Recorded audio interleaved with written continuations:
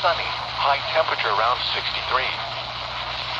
A wind advisory is in effect for the following counties in South Carolina: Aiken, Bamberg, Barnwell, Calhoun, Central Orangeburg, Clarendon, Edgefield, Lexington, McCormick, Northwestern Orangeburg, Richmond, Saluda, Southeastern Orangeburg and Sumter, and the following counties in Georgia: Burke, Columbia, Lincoln, McDuffie and Richmond. Northeast winds 10 to 20 miles per hour with gusts up to 35 miles per hour expected over portions of east central Georgia and central South Carolina from 4 a.m. to 8 p.m. Thursday. These wind gusts could cause trees damaged or leaning due to a leaf fall, resulting in isolated power outages across the area. Winds this strong can make driving difficult, especially for high-profile vehicles. Use extra caution. Secure outdoor objects.